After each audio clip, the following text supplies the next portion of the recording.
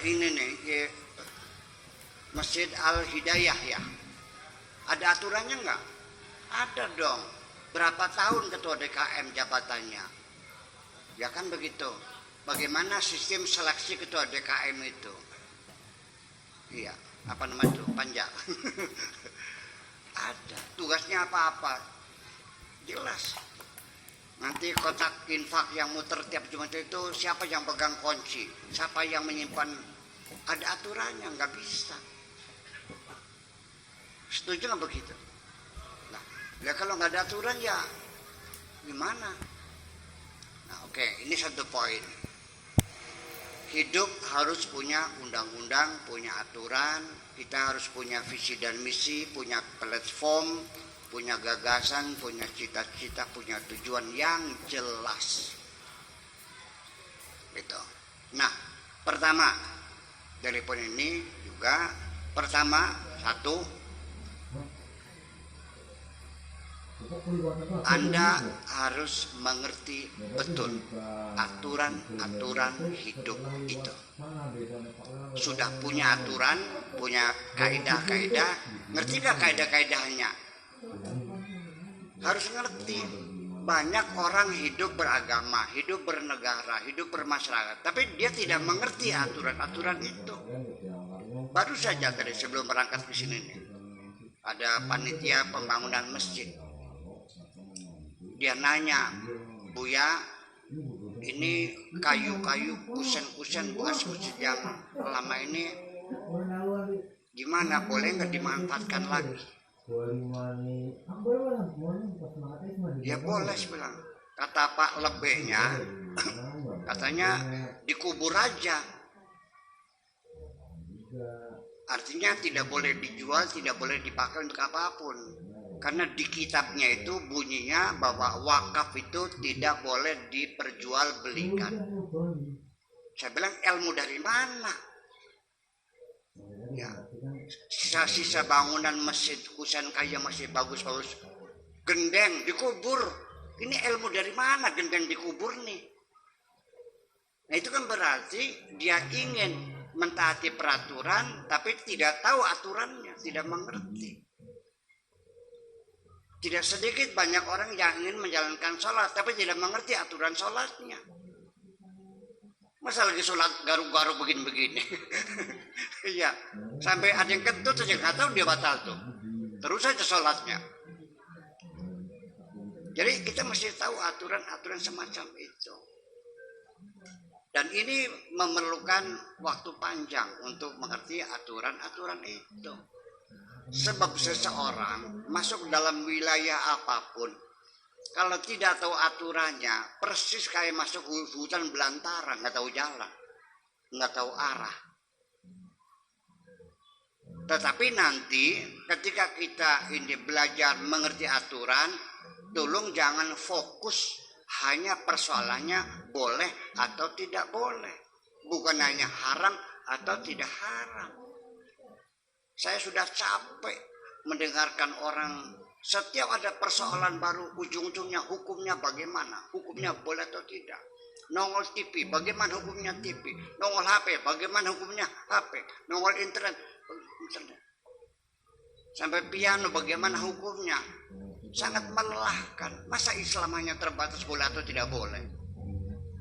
Nah, itu persoalannya. Nah, ini ujung-ujungnya bertengkar lagi. Stop, udah nggak usah bertengkar. Nah, jadi artinya satu harus betul-betul mengerti. Orang semua pengen beragama Islam yang baik, ingin menang, tapi menghitung zakat juga nggak tahu kok. Oke, kalau tidak tahu ada solusinya. Nanya kepada orang yang mengerti. Fas'alu ahla dzikri in kuntum la ta'lamun. Bertanyalah kepada orang yang mengerti. Tetapi timbul masalah lagi kadang-kadang. Nanya sama kiai ini bilangnya haram, nggak puas nih. Nanya lagi sama kiai B, bilangnya halal. Biaduk, kata kiai ini haram, ini halal. Sudah berantem dia sama kiainya. Itu sehari-hari terjadi semacam itu. Jadi kita harus mengerti aturan-aturan itu. Dan aturan-aturan itu sekarang sudah saatnya untuk direvisi. Undang-undang kita di sini produk Belanda sudah direvisi. Undang-undang dasar sudah direvisi ya. KUHP belum ya, belum disahkan.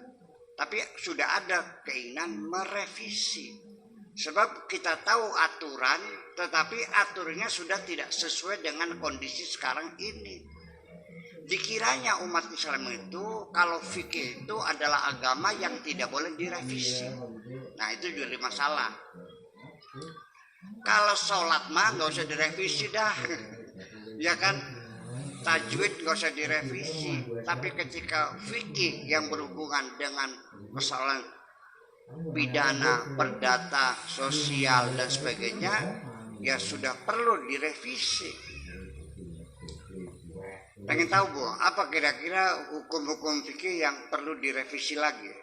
Ada enggak? Nggak bisa. Ada yang kencang. Wa man lam yahkum bima anzalallahu fa ulaika humul kafirun. Orang siapa yang memutuskan hukum tidak sesuai dengan ketentuan Allah, maka hukumnya kafir. Fikih itu bukan keputusan Allah. Fikih itu hasil ijtihad para ulama. Ini perlu diketahui. Oke, saya kasih contoh aja. Umpamanya ibu punya wudu, suami datang lalu mencium, wudunya batal enggak? Batal enggak wudunya? Ada yang bilang batal, ada yang bilang tidak. Ada lagi bilangnya tergantung. Kalau menciumnya ada gairah batal, kalau tidak ada gairah tidak batal. Saya mau nanya, yang benar mana? Nah, di sini jadi persoalan. Nah, makanya ini saya ingin kasih pelajaran penting. Kalau dalam masalah fikih, jangan bertanya kurang ajar. Pertanyaan yang benar mana itu pertanyaan kurang ajar.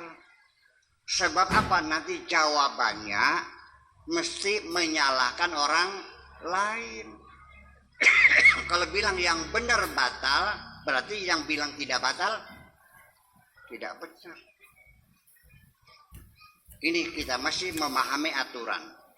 Oke.